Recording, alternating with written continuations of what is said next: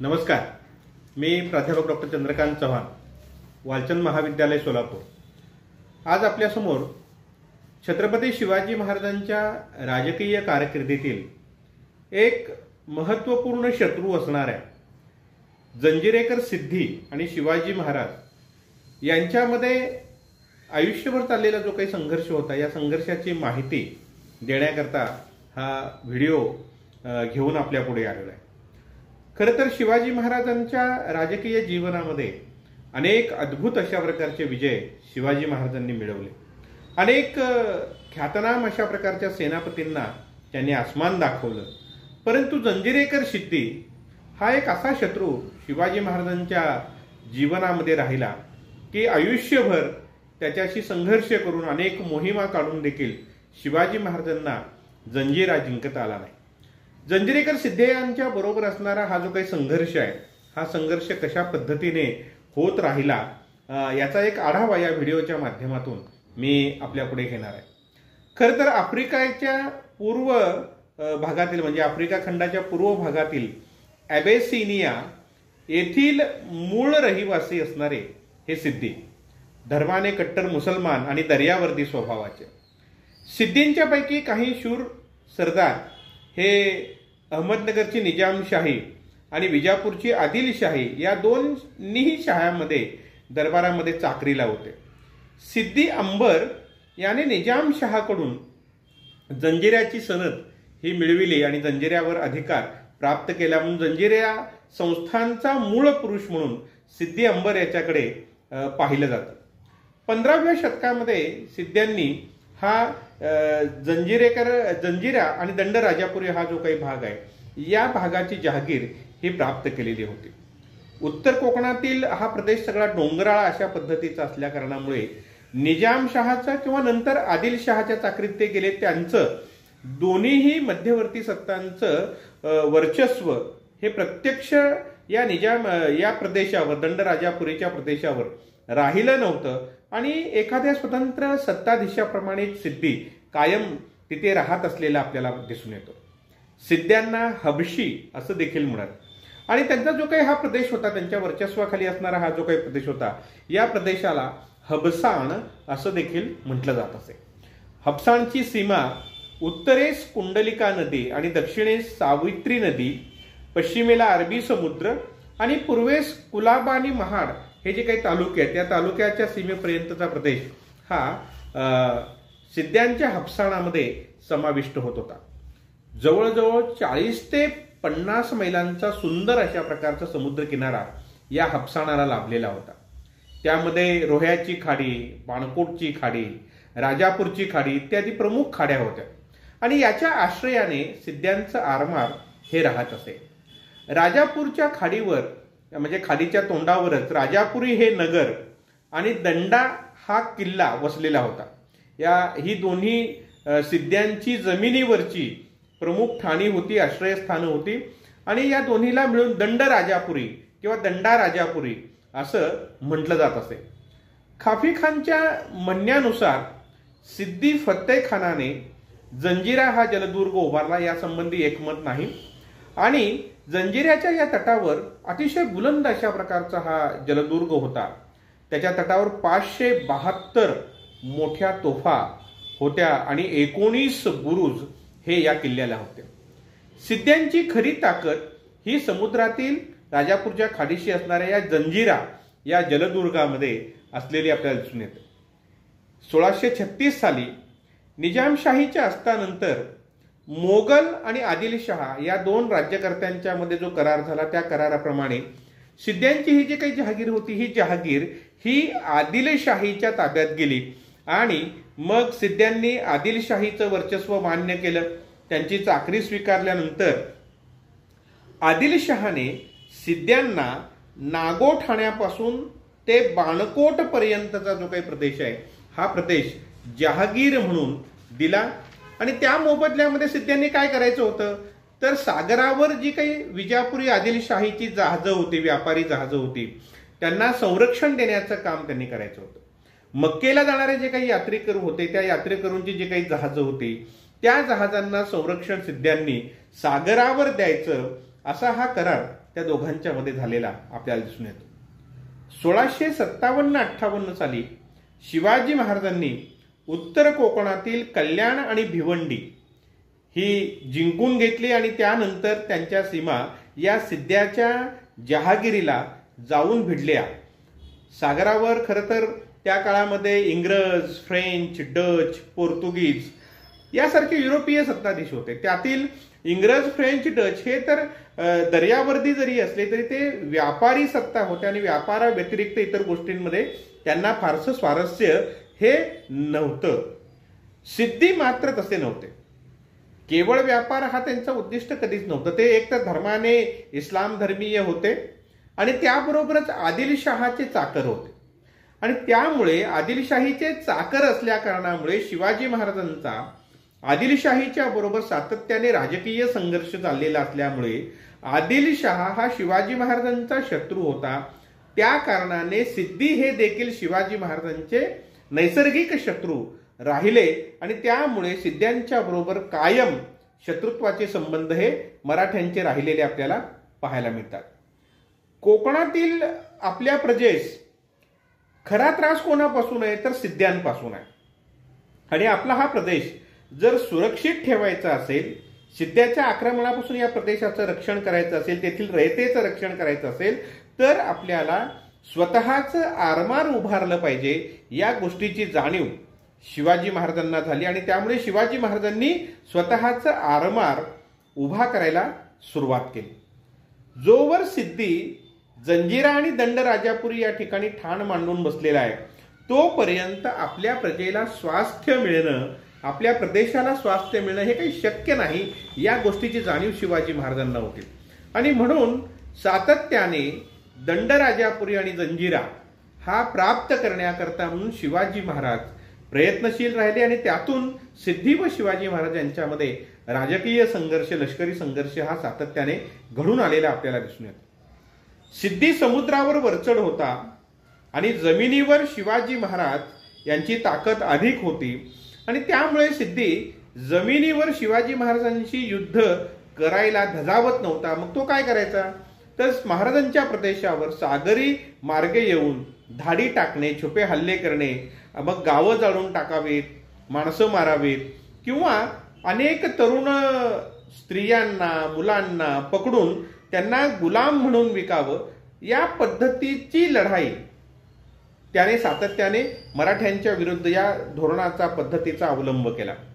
1659 साली ज्यावेळेला अफजल खानाने स्वराज्यावर आक्रमण केलं त्यावेळेला सिद्ध्यांचा जो प्रमुख होता सिद्धी फत्ते खान याने मराठी प्रदेशावर आक्रमण केलं. जेव्हा जेव्हा म्हणून स्वराज्य संकटात सापडत असे, स्वराज्यावर आक्रमण होत आदिलशाहीकडून अथवा मोगलांच्याकडून आणि शिवाजी महाराज त्या लढायांमध्ये गुंतलेले असत, त्यावेळेला सिद्धी हे मराठ्यांच्या प्रदेशामध्ये मोठ्या प्रमाणावर आक्रमण करणे, लुटालूट करणे, जाळपोळ करणे आणि गावं उद्ध्वस्त करणे यासारख्या गोष्टी सातत्याने करत असत. अफजल खान मारला गेलेला आहे हे समजल्या मात्र सिद्धी फत्ते खानाने लगेच माघार घेतली. परंतु पुन्हा सिद्धी जोहरने स्वराज्यावर आक्रमण केलं, शिवाजी महाराजांना पन्हाळ्याच्या किल्ल्यामध्ये वेढ्यात अडकवलं. हे समजताच पुन्हा सिद्ध्याने मराठी प्रदेशावर आक्रमण केलेली आपल्याला पाहायला मिळतं. मग तो ज्यावेळेला मराठी राज्यावर चाल करून येत होता त्यावेळेला कोकणातील आदिलशाहीचा सरदार, जहागीरदार जो होता काय सावंत, हा 5000 सैन्यानिशी त्याला येऊन मिळाला. सिद्धी आणि काय सावंत यांनी मराठी प्रदेशावर हल्ले केले. त्यावेळेला शिवाजी महाराजांनी आपला शूर सरदार बाजी पासलकर यांना सिद्ध्यांना रोखण्यासाठी पाठवलं. असामान्य अशा प्रकारचा पराक्रम करून सिद्धीला तेथून हाकलून देण्याचं काम हे बाजी पासलकरांनी केलेलं आपल्याला पाहायला मिळतं. त्यानंतर सिद्धीला अद्दल घडवणं आवश्यक आहे म्हणून शिवाजी महाराजांनी 1659 मध्ये रघुनाथ बल्लाळ या आपल्या सरदाराला 7000 फौजेनिशी सिद्धीच्या विरुद्ध पाठवलं. रघुनाथ बल्लाळांनी अतिशय मोठा पराक्रम गाजविला, सिद्धीचा पराभव केला. तळा, घोसाळा यासारखे किल्ले त्यांनी जिंकून घेतले. राजापुरी पर्यंतचा प्रदेश हा त्यांनी जिंकून घेतला. रघुनाथ बल्लाळाच्या या पराक्रमामुळे काही काळ सिद्धी शांत राहिला. रघुनाथ बल्लाळाचा मृत्यू झाल्यानंतर शिवाजी महाराजांनी व्यंकोजी दत्तो या सरदाराची नेमणूक रघुनाथ बल्लाळाच्या ठिकाणी केली. व्यंकोजीनेही मोठी लढाई सिद्धीच्या बरोबर करून त्यास जेरीस आणलं. जंजिऱ्यावर तोफा डागून तो जिंकण्याचा प्रयत्न केला. जंजिरेकर सिद्ध्यांनी त्याला दाद दिली नाही, पण जमिनीवर मात्र मराठ्यांच्या पुढे त्यांना हार मानावी लागली आणि दंडराजापुरी हे जमिनीवरचं अत्यंत महत्वाचं अशा प्रकारचं असणारं जे काही ठाणं होतं, हे ठाणं मात्र शरणागती स्वीकारून मराठ्यांना त्याला द्यावं लागलं. हे खरं तर व्यंकोजी दत्तोने मिळविलेला खूप मोठा अशा प्रकारचा विजय होता. परंतु दंडराजापुरी सिद्ध्यांच्या ताब्यातून गेल्यानंतर तो अस्वस्थ झाला, कारण जमिनीवरून त्याला रसद पुरवठा होणं म्हणजे अन्नधान्य असेल, दारुगोळा असेल, सरपण असेल, घोड्यांना चारा असेल, पाणी असेल, किंवा त्याचं हे राज्य चालविण्यासाठी त्याला कराच्या रूपाने किंवा इतर रूपाने पैशाची मदत मिळणं असेल, हे सगळं दंडराजापुरीमुळेच शक्य होत होतं. त्यामुळे दंडराजापुरी मराठ्यांच्या ताब्यात गेल्याने सिद्धी मात्र अत्यंत अस्वस्थ झालेला होता. आता या कारणाने दोघांच्या मध्ये सातत्याने युद्धे होत राहिली. व्यंकोजी दत्तोने आणखी एकदा 1660च्या दरम्यान झालेल्या युद्धामध्ये पुन्हा एकदा सिद्ध्यांचा पराभव केला. शिवाजी महाराजांनी दंडराजापुरी ताब्यात आल्यानंतर उत्तर कोकणातील कल्याण आणि दंडराजापुरी याचा स्वतंत्र सुभा निर्माण केला आणि त्या सुभ्यावर व्यंकोजी दत्तो यांची सुभेदार म्हणून नेमणूक केली. व्यंकोजी दत्तोंनी दंडराजापुरीचा कोट, जी तटबंदी होती ती अतिशय मजबूत केली. बीरवाडी, लिंगाणा यासारखे किल्ले त्याची बांधकामं पूर्ण केली आणि त्यामुळे उत्तर कोकणामध्ये मराठ्यांची ताकद वाढवून सिद्ध्याला उत्तर कोकणामध्ये मराठी प्रदेशावर आक्रमण करणं त्यांनी अवघड करून टाकलं. आता त्यानंतर सिद्ध्यांनी मग कोकणातील दक्षिण भागाकडे म्हणजे दक्षिण कोकणाकडे आपला मोर्चा वळवला आणि तो तिथे धाडी घालायला लागला, लुटालूट करायला लागला. तेव्हा शिवाजी महाराजांनी अनेक सागरी किल्ले बांधून आरमार वाढवून ह्या सिद्ध्यांच्या आक्रमणाला पायबंद घालण्याचा प्रयत्न केला. शिवाजी महाराजांनी जंजिरा जिंकण्याचा प्रयत्न वेळोवेळी केला आणि त्यांना त्यासाठी दूरवर मारा करणाऱ्या तोफांची, त्यासाठी असलेल्या आवश्यक असलेल्या दारुगोळ्याची मदत हवी होती. खरं तर इंग्रजांकडे दूरवर मारा करणाऱ्या पितळी तोफा ओतण्याचं तंत्र होतं, त्यांच्याकडे तशा प्रकारच्या तोफा होत्या आणि हे तंत्र, या तोफा, त्याच्यासाठी आवश्यक दारुगोळा इंग्रजांकडून आपल्याला मिळावा म्हणून शिवाजी महाराजांनी सातत्याने प्रयत्न केलेला आपल्याला दिसून येतो. परंतु सिद्ध्यांचा जंजिरा मराठ्यांच्या ताब्यात जाणे हे इंग्रजांना आपल्या मुंबईतील वसाहती करता चांगलं नाही असं वाटत होतं. म्हणून गोड बोलून प्रत्येक वेळेला तोफा देणे, त्याच्यासाठीचा आवश्यक दारुगोळा देणे किंवा ते तंत्र देणं हे इंग्रजांनी टाळलेलं आपल्याला पाहायला मिळतं. इंग्रजांनी शेवटपर्यंत अशा तोफा या शिवाजी महाराजांना दिल्या नाहीत. सिद्धी जोहरची स्वारी, शाहिस्ते खानाची स्वारी, मिर्झा राजा जयसिंगाची स्वारी, अशा एका मागोमाग एक स्वाऱ्या या स्वराज्यावर होत राहिल्या कारणामुळे सिद्धीकडे आवश्यक लक्ष देण्याकरता आवश्यक वेळ हा शिवाजी महाराजांना लाभला. परंतु मिर्झा राजा जयसिंगाच्या बरोबर तह करत असताना शिवाजी महाराजांनी सिद्ध्यांचा जंजिरा हा मोगलांच्या करवी आपण जिंकून घ्यावा यासाठी म्हणून एक अट ही ठेवलेली होती आणि तसा प्रयत्नही त्यांनी केलेला होता. परंतु ते काही शक्य झालं नाही. शिवाजी महाराज आग्र्याला बादशहाच्या भेटीला जे गेले औरंगजेबाच्या, त्या भेटीच्या पाठीमागचं एक कारण काही इतिहासकारांनी हेही सांगितलेलं आहे की आपला हा कायमचा असलेला हा जो काही शत्रू आहे जंजिरेकर सिद्धी, याला समूळ उपटून टाकणं आणि त्याच्या हातून जंजिरा प्राप्त करून घेणं, यासाठी बादशहाच्या बरोबर जी काही बोलणी होईल त्या बोलणीमध्ये जंजिरा हा किल्ला आपण प्राप्त करावा यासाठी म्हणून शिवाजी महाराज हे आग्र्यास औरंगजेब बादशहाच्या भेटीला गेलेले होते असं काही इतिहासकारांचं म्हणणं. परंतु ते काही त्या भेटीमध्ये शक्य होऊ शकलं नाही. 1669 साली शिवाजी महाराजांनी जंजिऱ्याला पुन्हा एकदा अतिशय करकचून अशा प्रकारचा आपला आरमाराचा वेढा दिला. सिद्धीला कुठल्याही प्रकारची बाहेरून मदत मिळत नाहीये अशी परिस्थिती निर्माण झाली. सिद्धी मेटाकुटीला. परंतु कोणत्याही परिस्थितीमध्ये जंजिरा हा शिवाजी महाराजांना द्यायचा नाही या निश्चयावर तो ठाम होता. आणि मग त्याऐवजी आपण मोगलांना हा किल्ला देऊया म्हणून शिवाजी महाराजांच्या वेड्यातून आपली मुक्तता करण्यासाठी आपल्याला आवश्यक रसद पुरवठा व्हावे, सैन्याची मदत व्हावी म्हणून आदिलशहा आणि मोगल या दोघांनाही त्यांनी विनंती केली. खरं तर तो आदिलशहाचा चाकर होता. परंतु ही संधी साधून मोगलांनी लगेच सिद्धीला मदत केली. त्याच्या मदतीकरता आरमार पाठवलं, त्याला सर्वतोपरी मदत केली. आणि या सगळ्याचा परिणाम असा झाला की शिवाजी महाराजांनी घातलेला हा वेढा जो आहे हा वेढा निष्फळ ठरला आणि मोगलांची मदत आपल्याला प्राप्त झाली. म्हणून सिद्ध्यांनी आदिलशाहीची चाकरी सोडली आणि आदिलशाहीची चाकरी सोडून ते मोगलांच्या चाकरीत गेले. खरं तर हा संघर्ष ज्या वेळेला चालू होता त्याच वेळेला इंग्रजांचेही प्रयत्न सुरू होते की पैसे सिद्धीला द्यावेत, काही रक्कम द्यावी आणि पैसे देऊन सिद्धीकडून हा जंजिरा जो किल्ला आहे तो किल्ला आपण प्राप्त करावा म्हणून इंग्रजांनीही प्रयत्न केलेले होते. 1670 मध्ये मराठ्यांनी पुन्हा एकदा जंजिऱ्याला वेढा दिला आणि तोफांचा मारा जंजिऱ्यावर सुरू केला. यावेळेला सिद्धी खूपच संकटामध्ये सापडलेला होता आणि इतका अडचणीत सापडला होता की हा लढा पुढे चालवणं त्याला शक्य होईना झालं होतं. तेव्हा सिद्दी फतेखानाने मराठ्यांना हा किल्ला पैसे घेऊन ताब्यात द्यायचं असं ठरवलं. परंतु ही गोष्ट जेव्हा त्याच्या इतर लोकांना, इतर सिद्धींना ज्यावेळेला समजली त्यावेळेला त्यांनी फतेखानाच्या विरोधामध्ये बंड केलं आणि बंड करून फतेखानाला कैद केलं आणि शिवाजी महाराजांना हा किल्ला मिळू द्यायचा नाही यासाठी त्यांनी प्रयत्न केले. आणि प्रयत्न करून याच वेळेला मोगलांची मदत ही त्यांना मिळाली. आणि मग मोगल बादशहाने सिद्धी संबूळ याला सिद्ध्यांची मनसब, त्याचबरोबर 3 लाखाची जहागीर म्हणजे सिद्ध्यांचं राज्य दिलं, मोगली मनसब दिली, 3 लाखांची जहागीर दिली.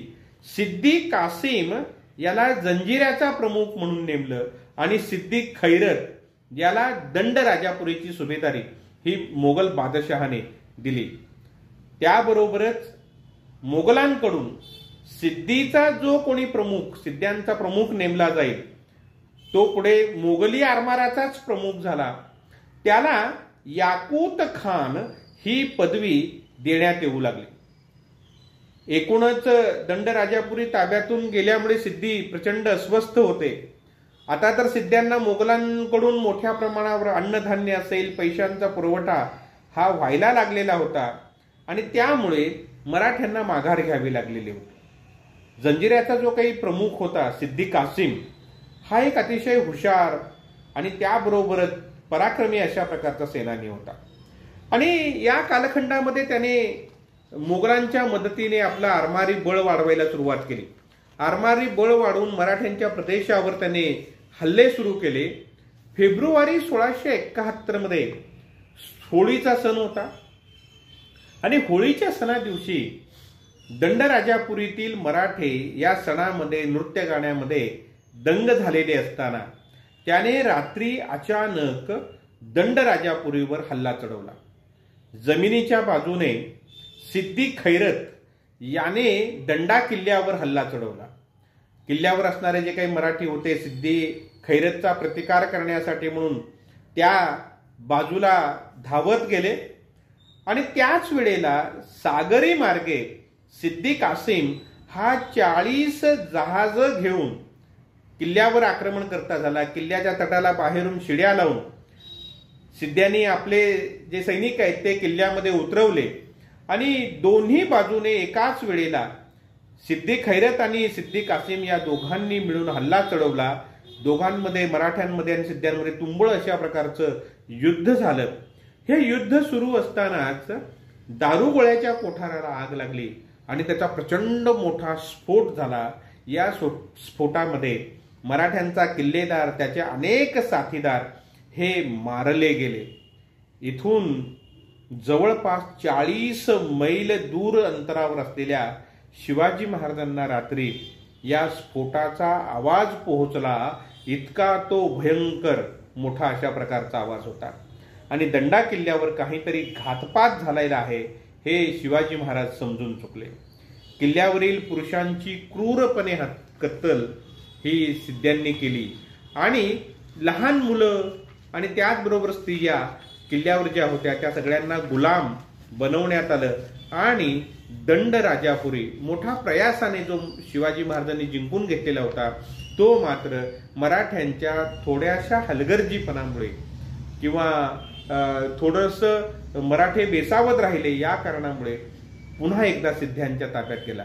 या गोष्टीचं अत्यंत दुःख शिवाजी महाराजांना झालं, कारण पुन्हा दंड राजापुरी जिंकून घेणं मराठ्यांना शक्य झालं नाही. त्यानंतर दोघांतील संघर्ष आणखी वाढत गेला आणि मग मराठ्यांनी सिद्ध्याच्या प्रदेशावर आक्रमण करून लुटालूट करावी, सिद्ध्यांनी मराठ्यांच्या प्रदेशावर आक्रमण करून लुटालूट करावी, हा प्रघातच जणू पडला. दंडराजापुरी पुन्हा जिंकून घेण्यासाठी म्हणून इंग्रजांची मदत मिळविण्याचा प्रयत्न महाराजांनी केला, परंतु इंग्रज हे अतिशय धूर्त होते. त्यांनी शिवाजी महाराजांशी गोड गोड बोलून कुठल्याही प्रकारची मदत म्हणजे लढाऊ जहाजांची, तोफांची मदत ही शिवाजी महाराजांना कधीही दिली नाही. मराठा सिद्धी यांच्यात तह घडून यावा म्हणून इंग्रजांनीही वेळोवेळी प्रयत्न केले, परंतु अनेक वेळेला असा प्रयत्न होऊन देखील हा तह होऊ शकला नाही, कारण सिद्धी आपल्याकडे असणारे किल्ले महाराजांना द्यायला तयार झाला नाही आणि त्याच्याकडील किल्ले घेतल्याखेरीज त्याच्याशी तह करण्यास शिवाजी महाराज तयार झाले नाहीत आणि त्यामुळे अनेक वेळेला तशा प्रकारची बोलणी इंग्रजांच्या मार्फत होऊन देखील असा तह मात्र होऊ शकला नाही. 1672 मध्ये सिद्धीने मराठी प्रदेशावर पुन्हा मोहीम काढली. यावेळेला खुद्द औरंगजेबाने सुरतेहून 36 जहाजं ही सिद्धीच्या मदतीकरता पाठवली होती. त्यामुळे सिद्धीचं आरमारी बळ हे वाढलेले होते. सिद्धीने मराठ्यांची 500 जहाजे नष्ट केली, त्याचबरोबर किनाऱ्यावरील अनेक बंदरे आणि गावं उद्ध्वस्त केली अशा प्रकारची नोंद सापडते, परंतु 500 जहाजं नष्ट केली असतील असं वाटत नाही आणि तो थोडासा अतिशयोक्तीपूर्ण अशा प्रकारचा उल्लेख असावा असं आपल्याला दिसून येतं. यावेळी सिद्धी व मराठे दोघेही इंग्रजांच्याकडे मदत मागत होते, परंतु इंग्रज हे अतिशय हुशार होते. त्यांनी कुठल्याही प्रकारची मदत दोघांनाही केली नाही. एका बाजूला फ्रेंचांनी मात्र मराठ्यांना 80 तोफा आणि 2000 मन शिस देऊन काही प्रमाणामध्ये मदत ही मराठ्यांना केलेली आपल्याला पाहायला मिळते. डच आणि इंग्रज यांच्यामध्येही त्या कालखंडामध्ये व्यापारी वर्चस्वासाठी संघर्ष सुरू होता आणि मग डचांनी शिवाजी महाराजांच्याकडे एक प्रस्ताव ठेवलेला होता. त्यांना इंग्रजांच्याकडे असलेलं मुंबई बेट हे जिंकून घ्यायचं होतं आणि म्हणून मुंबई जिंकून घेण्याकरता मराठ्यांनी 3000 सैन्याची मदत ही डचांना द्यावी आणि त्या बदल्यामध्ये दंडराजापुरी जिंकून घेण्यासाठी 22 लढाऊ जहाजांचं आरमार डच मराठ्यांना देतील अशा प्रकारचा प्रस्ताव हा डचांनी शिवाजी महाराजांच्या पुढे ठेवलेला होता. परंतु कदाचित डचांवर शिवाजी महाराजांचा विश्वास नसावा म्हणून ही बोलणी पुढे फारशी गेली नाहीत असं आढळून येतं. 1673 मध्ये पावसाळ्यामध्ये दंडराजापुरीच्या आश्रयाला असलेल्या सिद्धीच्या आरमाराने पावसाळा संपताच मोहीम काढून मराठ्यांची अनेक व्यापारी जहाजं पकडली. त्यानंतर तो मुंबई बंदरामध्ये आला आणि तेथून पुन्हा त्याने मराठ्यांच्या पेण, नागोठाणे या मुंबई जवळच्या मुलुखावर हल्ले चढवून तो प्रदेश उद्ध्वस्त केला. अनेक मराठ्यांना त्यांनी कैद केलं. याच साली सिद्धीचं सैन्य मराठ्यांच्या कोकणातील प्रदेशामध्ये उतरलं आणि तेथील उभी भात शेते जे आहेत ते कापून नेण्याचा प्रयत्न त्यांनी केला. त्यावेळेला मराठ्यांनी अचानक त्यांच्यावर छापा टाकून त्यांची 100 माणसं ही ठार केली. त्यातील काही बड्या लोकांची शिरं कापून ती शिवाजी महाराजांकडे नेण्यात आली असं इंग्रजांनी लिहिलेल्या पत्रांच्या मध्ये आपल्याला आढळून येतं.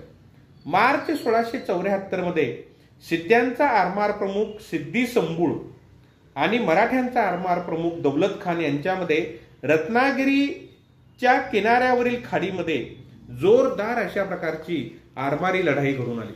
आणि या दोघांच्या या लढाईमध्ये सिद्धी संबूळ आणि दौलत खान दोघे देखील जखमी झाले. सिद्धींचे जवळजवळ 100 सैनिक हे मराठ्यांनी ठार मारले. मराठ्यांचेही 44 सैनिक हे धारातीर्थी पडले. शेवटी मराठ्यांना विजय प्राप्त झाला आणि सिद्धी संबूळला माघार घ्यावी लागली. याच वेळी मराठ्यांनी दंडराजापुरीला वेढा घालून जंजिरा व दंडराजापुरी जिंकण्याचा आणखी एकदा आटोकाट अशा प्रकारचा प्रयत्न केला, परंतु त्यामध्येही त्यांना यश आलं नाही. 1672 पर्यंत शिवाजी महाराजांनी जंजिरा जिंकण्यासाठी म्हणून वेळोवेळी ज्या अनेक मोहिमा काढल्या त्या मोहिमांच्या मध्ये जवळजवळ 15,000 सैनिक हे कामी आलेले होते. सप्टेंबर 1675 मध्ये मराठ्यांनी जंजिरा घेण्याचा आणखी एकदा प्रयत्न केला. पाण्यामध्ये त्यांनी तराफे उभे केले, त्यावर तोफा ठेवून किल्ल्यावर त्यांनी जोरदार अशा प्रकारचा तोफांचा भडीमार सुरू केला.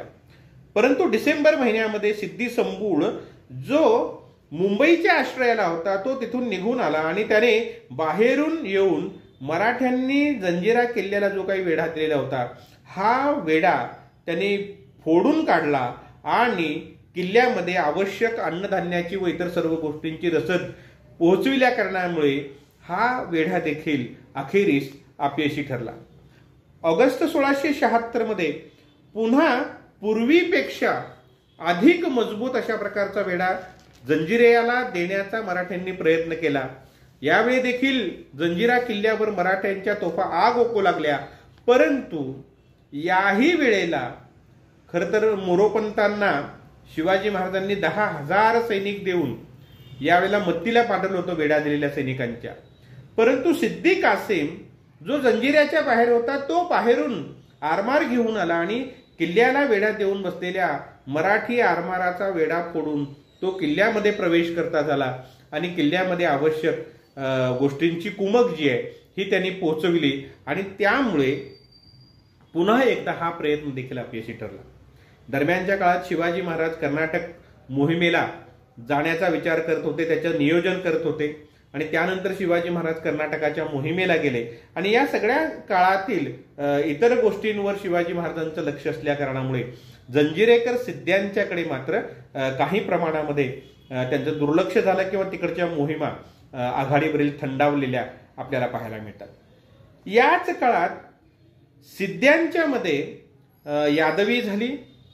1676 मध्ये सिद्धी संबूळच्या विरोधामध्ये सिद्धींकडे असलेले इतर जे सिद्धी त्याचे बांधव होते त्यांनी त्याच्या विरोधामध्ये बंड केलं आणि बंड करून सिद्धी संबूळला आरमार प्रमुख पदावरून हटवलं.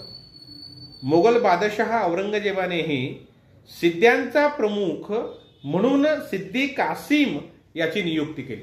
खरं तर सिद्धी कासिमला जरी सिद्ध्यांच्या आरमाराचा प्रमुख बनवलेलं असलं तरी देखील आरमार मात्र संबूळच्या ताब्यामध्ये होता आणि संबूळ काय कासिमला आरमार हस्तांतरित करायला तयार नव्हता. त्यामुळे माझगाव या ठिकाणी माझगावच्या खाडीमध्ये सिद्धी संबूळ आणि सिद्धी कासिम यांच्यामध्ये युद्ध घडून आलं. तेव्हा इंग्रजांनी त्याच्यामध्ये हस्तक्षेप केला आणि इंग्रजांनी हस्तक्षेप करून हा संघर्ष थांबविला. त्यानंतर सिद्धी कासिम हा सिद्ध्यांचा प्रमुख बनला आणि सिद्धी संबूळ याने मात्र शिवाजी महाराजांच्या आरमारामध्ये नोकरी धरली आणि तो इकडे चाकरीला आलेला आपल्याला पाहायला मिळतो. 1677 मध्ये पावसाळ्यामध्ये सिद्धी कासिम हा मुंबई बेटाच्या आश्रयाला गेला आणि मुंबई खाडीमध्ये राहून त्यांनी मराठ्यांच्या प्रदेशावर हल्ले करायला सुरुवात केली, लुटालूट करायला सुरुवात केली आणि याच कारणाने शिवाजी महाराजांचे इंग्रजांशी उत्तर काळामध्ये अखेरच्या काळामध्ये संबंध बिघडलेले आपल्याला पाहायला मिळतात. 1678 मध्ये देखील पुन्हा तो मुंबईच्या आश्रयाला गेला. तेव्हा शिवाजी महाराजांनी दौलत खानाला आणि दर्यासारंगाला बोलावून मुंबई पेटाच्या आश्रयाने माझगावच्या आश्रयाने राहणारं जे सिद्ध्यांचा आरमार आहे त्या आरमारावर हल्ला करायला सांगितला. त्यासाठी त्यांच्यासोबत 4000चं सैन्य देखील शिवाजी महाराजांनी दिलं.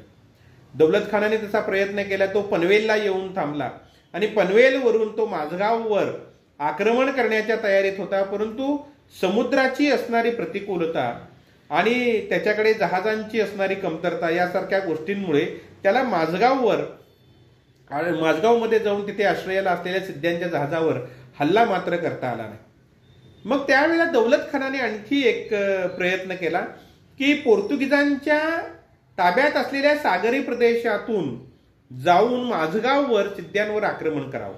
त्याकरता त्यांनी पोर्तुगीजांकडे आपलं आरमार त्या भागातून नेण्याची परवानगी मागितली. परंतु पोर्तुगीजांनी ती परवानगी न दिल्या कारणामुळे त्याचा हा बेत देखील फसला आणि शिवाजी महाराज इंग्रजांना आणि सिद्ध्यांना जो धडा शिकवू इच्छित होते ती मोहीम मात्र प्रत्यक्षामध्ये यशस्वी होऊ शकली नाही. त्यानंतर शिवाजी महाराजांनी मुंबईकर इंग्रज आणि जंजिरेकर सिद्धी या दोघांवरही वचक बसविण्यासाठी लक्ष ठेवण्यासाठी म्हणून खांदेरी या बेटाचा ताबा घेऊन त्या बेटावर स्वतःचं आरमार उभं करण्यासाठी तिथे जलदुर्ग उभारायला सुरुवात केली. तिथे तट बांधायला सुरुवात केली. तेव्हा इंग्रजांनी त्याला हस्तक्षेप केला.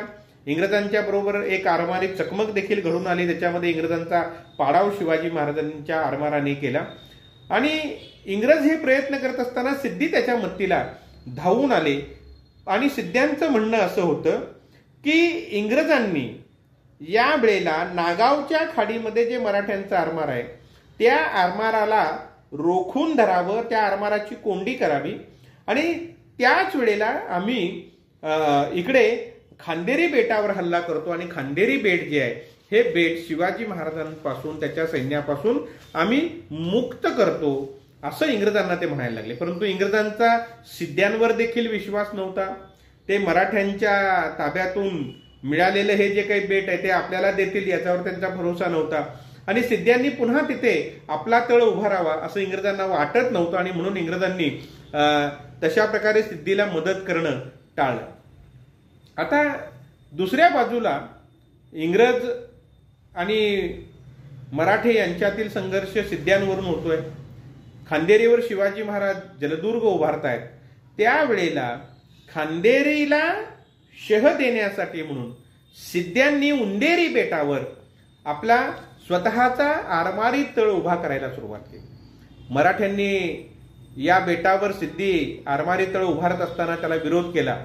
दौलत खानाने जवळजवळ 3000 फौजेनिशी उंदेरी बेटावर हल्ला चढवला आणि त्यात मराठ्यांचे 200 सैनिक मारले गेले.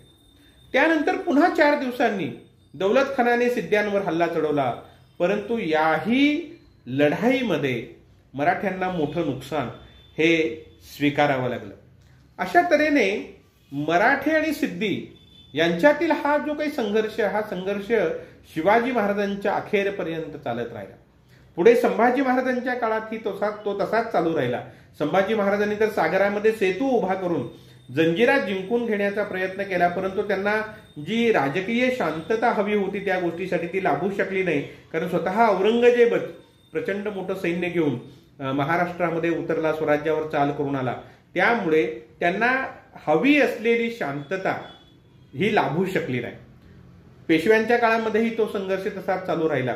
इंग्रजांचं राज्य मिळाल्यानंतर सुरू झाल्यानंतर इंग्रजांनी इथे आपली सत्ता स्थापन केल्यानंतर नवाब म्हणून सिद्धी ओळखले गेले आणि या सिद्ध्यांचं अस्तित्व हे अखंड राहिलं. 330 वर्षे जवळपास सिद्धी हे अजिंक्य राहिले आणि स्वातंत्र्योत्तर काळामध्ये मुहम्मद खान हा जो शेवटचा सिद्धी होता त्याच्या काळामध्ये 3 एप्रिल 1948ला सिद्ध्यांचं हे जे काही संस्थान आहे हे संस्थान हे भारतामध्ये स्वतंत्र भारतामध्ये विलीन करण्यात आलं. अशा रीतीने छत्रपती शिवाजी महाराज यांच्या कालखंडामध्ये आणि त्यानंतरच्याही कालखंडामध्ये मराठ्यांचा एक अतिशय प्रखर शत्रू, कडवा शत्रू राहिलेला सिद्धी आणि या सिद्ध्यांच्या बरोबर चाललेला सातत्याने संघर्ष शिवाजी महाराज जंजिरा प्राप्त करण्यासाठी प्रयत्नशील होते, अनेकदा जंजिरा ताब्यात येईल अशा प्रकारची परिस्थितीही निर्माण झाली. परंतु प्रत्येक वेळी काही ना काही होत गेलं. कधी इंग्रजांनी सिद्ध्यांना मदत केल्यामुळे, कधी मोगली सैन्याने मदत केल्यामुळे, कधी पोर्तुगीजांनी मदत केल्यामुळे, अशा वेगवेगळ्या कारणांनी सिद्ध्यांचं अस्तित्व मात्र अबाधित राहिलं आणि छत्रपती शिवाजी महाराज आणि सिद्धी यांचे संघर्षपूर्ण संबंध अखेरपर्यंत राहिले आणि हे सिद्धी आणि त्यांचा जंजिरा हा अजिंक्य राहिला. कोणालाही तो जिंकता आला नाही आणि स्वातंत्र्योत्तर कालखंडामध्ये मग तो स्वतंत्र भारतामध्ये विलीन झाला असं आपल्याला दिसून येतं. हा व्हिडिओ आपल्याला आवडल्यास जरूर आपण तो लाईक करावा, शेअर करावा, कमेंट करावी आणि आपण जर हे चॅनल सबस्क्राईब केलेलं नसेल तर ते सबस्क्राईब करावं अशी विनंती करतो आणि थांबतो. धन्यवाद.